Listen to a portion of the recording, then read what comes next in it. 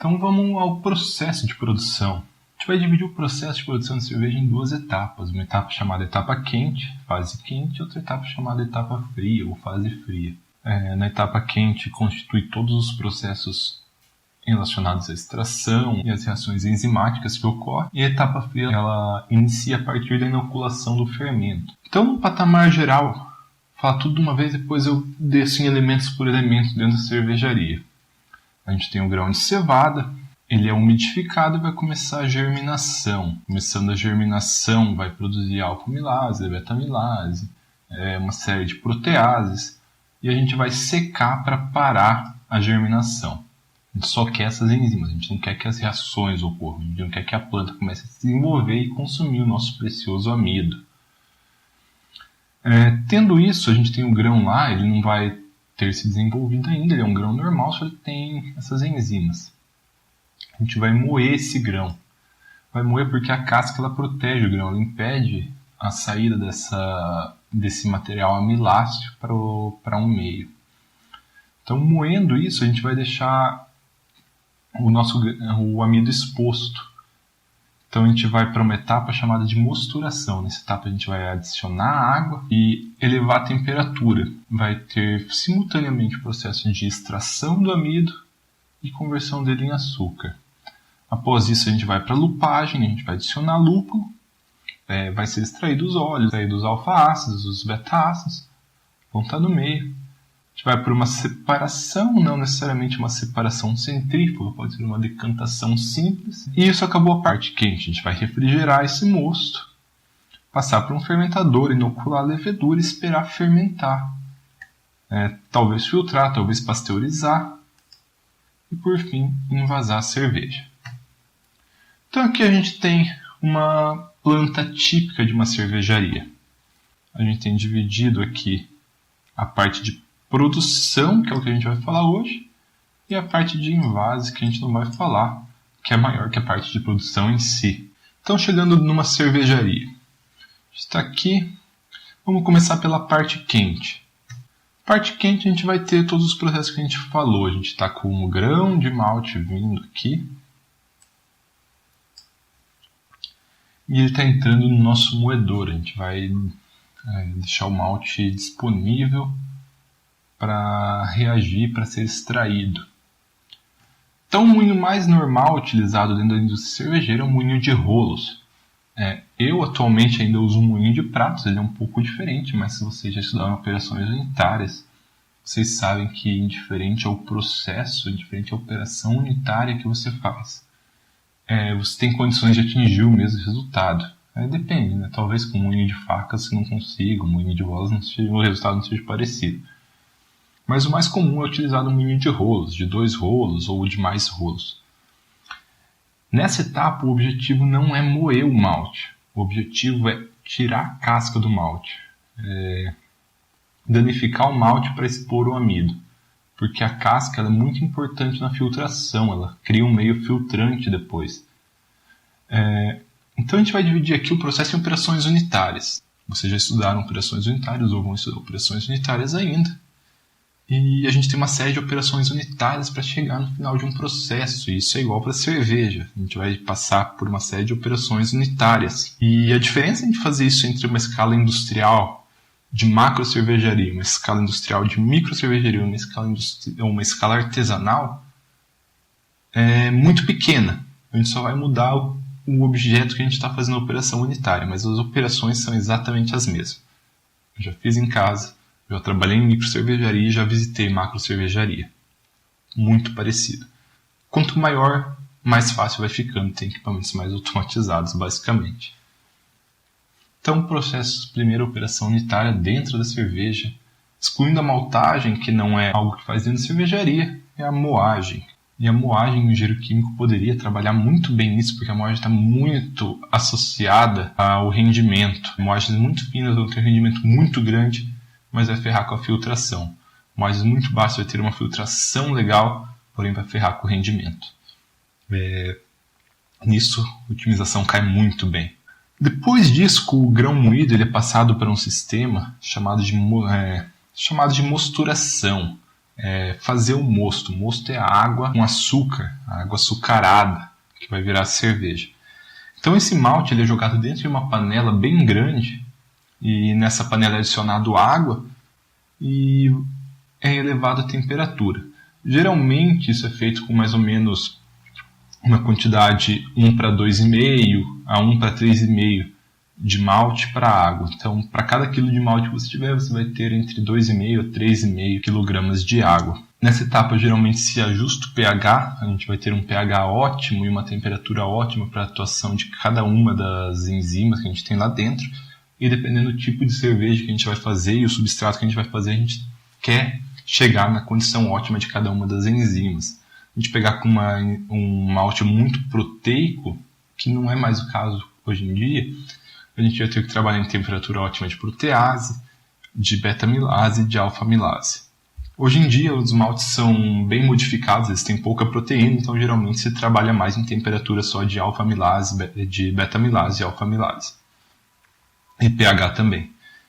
Então, geralmente se corrige o pH antes do início da mosturação, mas o malte ele é um tampão, ele vai tender a deixar o pH perto do ótimo. Você vai corrigir só para ele não ter um pH muito alto e o tampão não conseguir ajustar automaticamente. Sendo que as principais temperaturas aqui dentro, a temperatura da beta-amilase, então, a beta-amilase é a enzima que ela vai atuar no amido, quebrando as moléculas de amido de duas em duas, ou seja, formando glicose.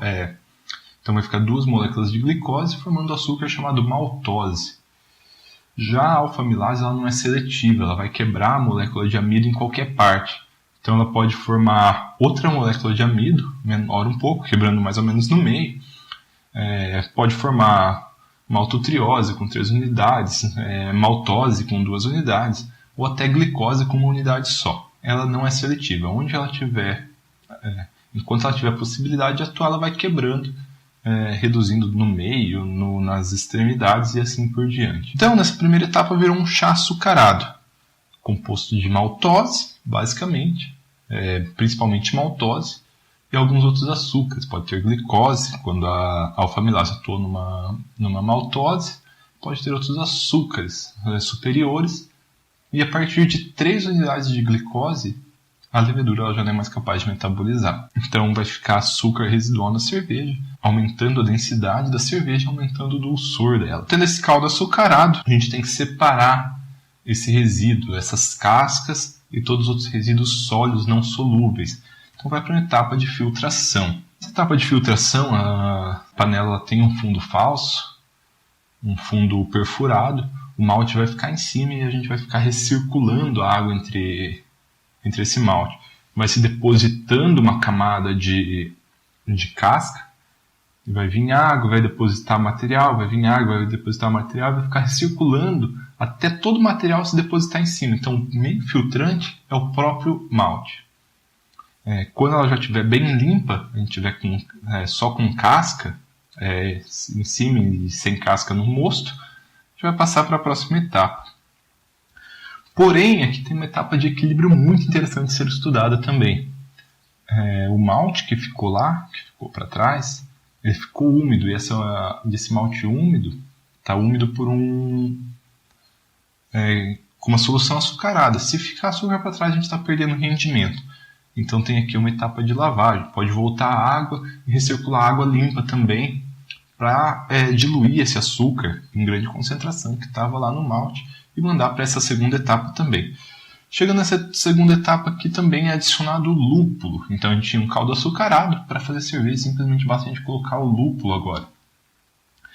A gente vai adicionar esses lúpulos e esses lúpulos vão ser adicionados em diferentes etapas do processo. A gente vai adicionar o lúpulo e vai elevar a temperatura. Vai elevar até 100 graus, vai fazer a fervura.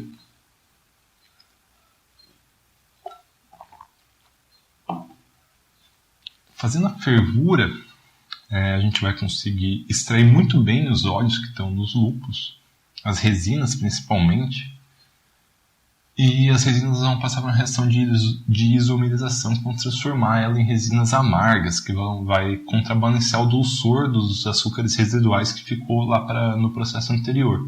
a gente pode dizer que o lúpulo ele é adicionado em basicamente 2 etapas do processo. E daí a gente tem as etapas intermediárias tendo resultados intermediários.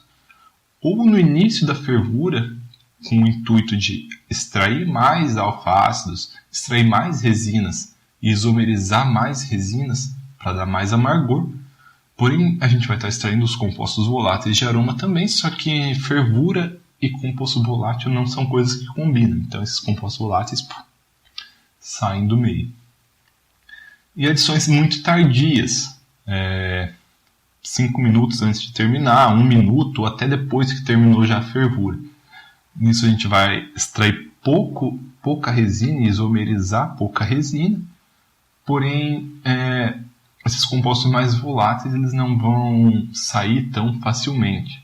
É igual quando você faz, sei lá, você fez cachorro quente e colocou salsinha, ou qualquer molho e colocou salsinha. Se você colocar salsinha no começo do molho, você vai perder todo o aroma da salsinha. Você tem que colocar salsinha no final, porque a salsinha é um composto volátil e você não quer que ela se volatilize antes da hora de você comer. Além disso, né, a elevação da temperatura ela vai fazer, junto com a adição do lúpulo, ela vai propiciar a coagulação de algumas proteínas maiores, ela vai aglomerar algumas proteínas maiores e fazer elas precipitarem. Então, no final desse processo, você vai ficar com coisas insolúveis no meio. O próprio lúpulo, as folhas do lúpulo que estavam lá no meio não vão ser solúveis e as proteínas que se coagularam. Você quer tirar tudo isso, você não quer passar isso para frente. Então, faz-se uma nova etapa aqui, que é uma etapa de decantação ou centrifugação. Então transfere para uma outra panela, ou pode ser feito na mesma panela, no mesmo reator. Você vai ou deixar isso decantar por um tempo prolongado, ou vai decantar sob a ação de uma força centrífuga, mas não uma centrífuga usual que a gente conhece. Em cidades muito diferentes eles decantam relativamente fácil. Então se faz um processo chamado de Whirlpool, ou também HM5 ou 6, para quem entende. Isso vai fazer as partículas mais pesadas se juntarem no meio, vai facilitar a separação. Isso tudo, se fosse decantar, ia decantar para baixo, uniformemente, e o tubo de saída fica lá embaixo, para você aproveitar ao máximo. Então, você fazendo esse whirlpool, você vai juntar tudo em um monte no meio, e quando você tirar, aqui não dá para ver, mas geralmente se tira por aqui. A água, esse caldo ele vai fluir de cima, e você vai ter isso daqui preservado no meio. É o jeito de ficar eficiente o processo, você perder menos. Então o que a gente teve até agora foi um caldo açucarado e lupado, base para cerveja, agora só falta inocular a levedura. Essa etapa de fervura ela é importante também porque ela faz a eliminação de alguns compostos que vão dar sabores ruins depois, principalmente um chamado DMS, dimetilsulfato. Então agora a gente vai resfriar a cerveja, está mais ou menos 100 graus, a gente quer inocular a levedura, só que a levedura a gente inocula na temperatura de fermentação, entre 18 a 22 graus para as ales, ou mais ou menos 9 a 12 graus para as lagers. Então a gente resfria esse mosto. Outra coisa bem interessante para se estudar, as indústrias que eu trabalhei até hoje, elas têm muito problema. Nós temos esse processo de troca de calor muito demorado, 1, 2 horas para fazer isso, para transferir para o fermentador. Isso talvez pode se ter uma eficiência maior, aumentando o número de placas, talvez usar um fluido refrigerante, a temperatura menor que eles usam. Isso tem que ser feito análises. E daí, terminando a parte quente, então a gente esfriou nosso moço e foi para a parte fria. A parte fria está aqui. Só 2 fermentadores, um fermentador e um maturador. Então esse caldo açucarado entrou no fermentador e já desceu simultaneamente nossa levedura. A gente está aqui entre 9 e 21 graus, dependendo do tipo de levedura, dependendo do tipo de cerveja que você quer fazer. E a levedura vai começar a metabolizar e transformar esse açúcar em álcool e CO2. Então temos álcool, temos compostos aromáticos e temos CO2. O álcool é extremamente importante, o CO2 é extremamente importante, mas os compostos aromáticos também são muito importantes. Isso vai mudar totalmente as características de cerveja. Eu trabalhei com uma cervejaria desenvolvendo uma receita comercial para eles, e nessa receita a gente chegou numa base de malte e de lúpulo que não precisava muito mexer. O estilo da cerveja ela não era definida muito pelo malte, pelo lúpulo, mas sim ela era muito definida pela levedura. Então a gente tinha recipientes para fermentação, para fazer teste de fermentação. A gente dividia o mesmo mosto que a gente fez lá atrás em 6 partes diferentes e a gente inoculava leveduras diferentes. É incrível como em uma quantidade tão grande de cerveja você adicionar 10 gramas de uma levedura e de outra levedura muda totalmente as características dela. Tem levedura que vai ser aromática, tem levedura que vai não ser aromática, tem levedura que vai atenuar demais a cerveja, vai consumir muitos açúcares, vai deixar a cerveja mais alcoólica e mais aguada. Tem leveduras que vão atenuar pouco, elas vão ficar um pouco menos alcoólicas, elas vão ficar mais encorpadas, vão ter mais açúcares, vão ficar mais adocicadas, mas não doce igual o Mouse Beer, tá, gente? Mouse Beer nem é estilo de cerveja. Pelo menos não pelos órgãos mais considerados mundialmente, o BJCP ou o Brewers Association. A fermentação, ela dura para as ales que são fermentadas em temperaturas mais altas, elas duram em torno de uma semana. E a gente pode acompanhar a cinética disso. Quando eu faço cerveja, eu sempre acompanho a cinética. Tem um aparelho chamado refratômetro, que eu posso medir o consumo de açúcar dia a dia.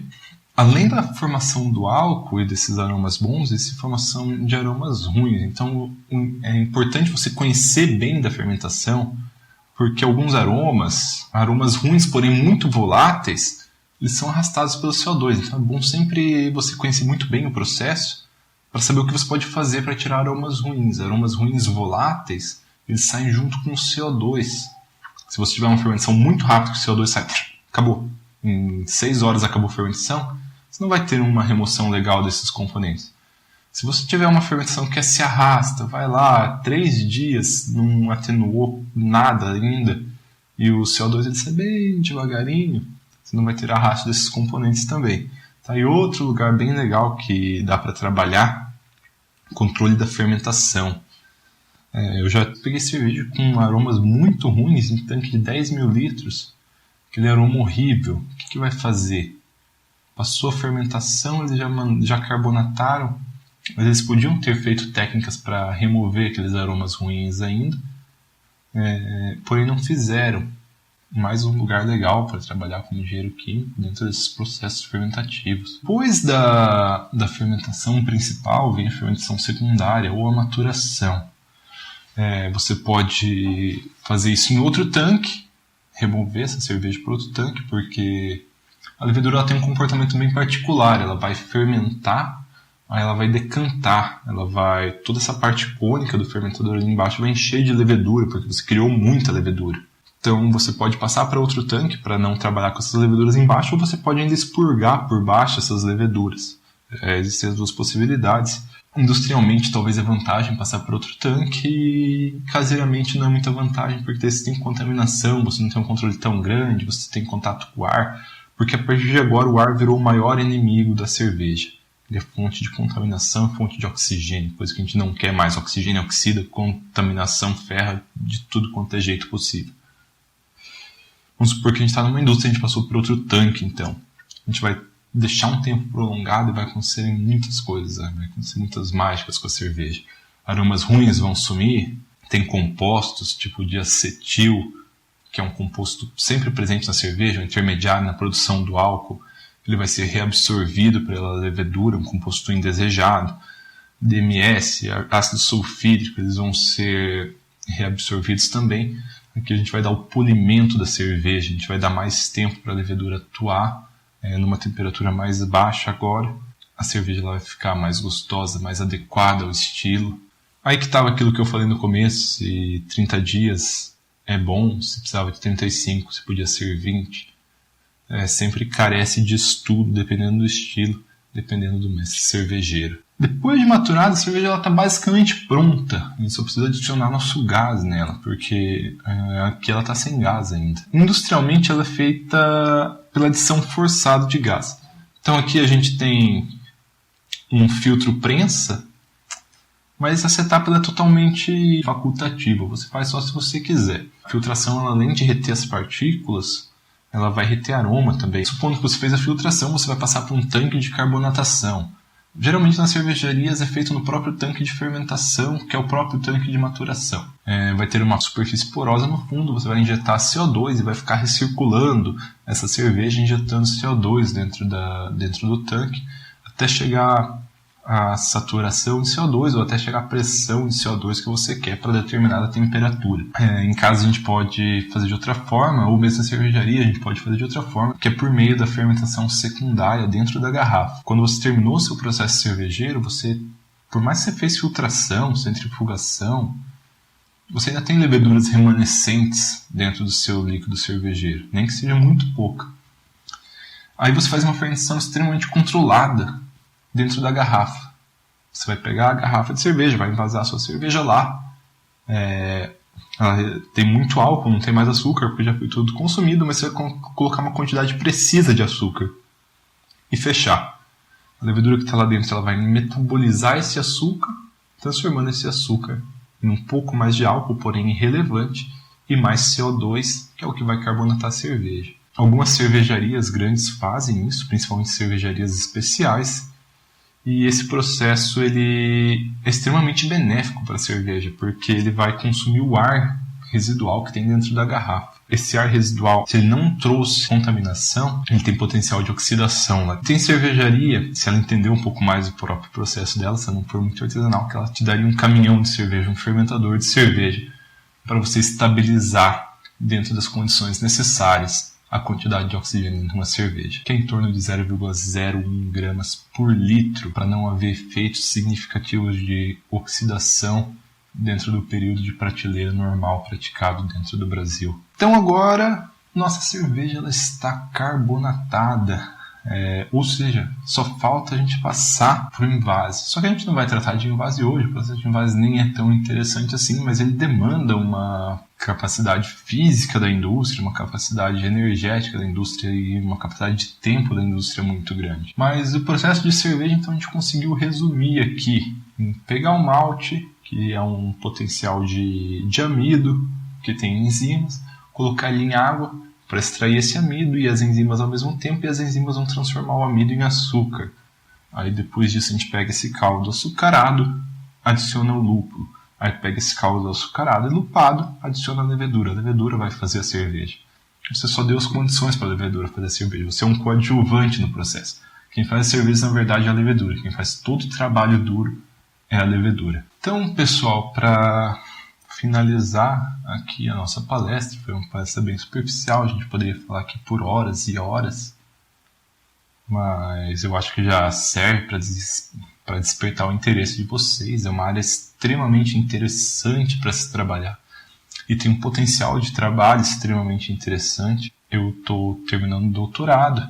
Meu curso natural seria trabalhar como docente dentro da engenharia química, porém provavelmente no futuro vai ser um pouco diferente em função da cerveja. Às vezes quando você sai da graduação, ou quando você está saindo da graduação, você fica muito receoso em fazer mestrado, doutorado, porque você acha que você vai estar perdendo tempo dentro da indústria que poderia ser útil para você. Para mim esse tempo foi extremamente proveitoso, foi o tempo que eu tive contato com a cerveja, eu tive capacidade criativa, tempo para estudar, coisas que eu não fiz durante a graduação. Apesar de eu não ter feito nenhum dos dois dentro da cerveja, de eu ter feito no mínimo doutorado dentro da cerveja, a capacidade analítica e científica que eu ganhei me ajudou muito. Talvez se eu tivesse feito só graduação e quisesse ter partido para essa área, eu não ia ter um entendimento como eu tenho hoje em dia. Talvez eu não ia ter conseguido um emprego na área como... Não que eu tenha um emprego hoje em dia exatamente, mas eu trabalho muito nessa área.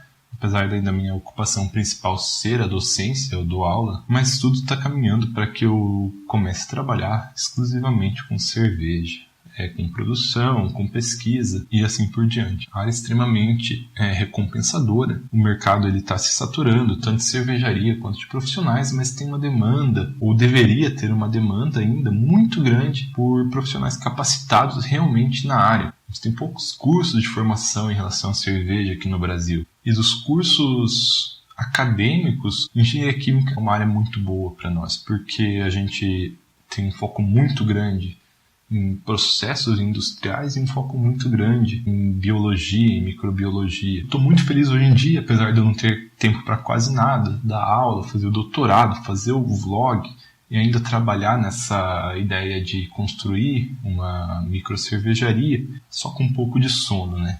Se vocês quiserem acompanhar o meu trabalho, eu vou pedir, por favor, que vocês se inscrevam no meu canal.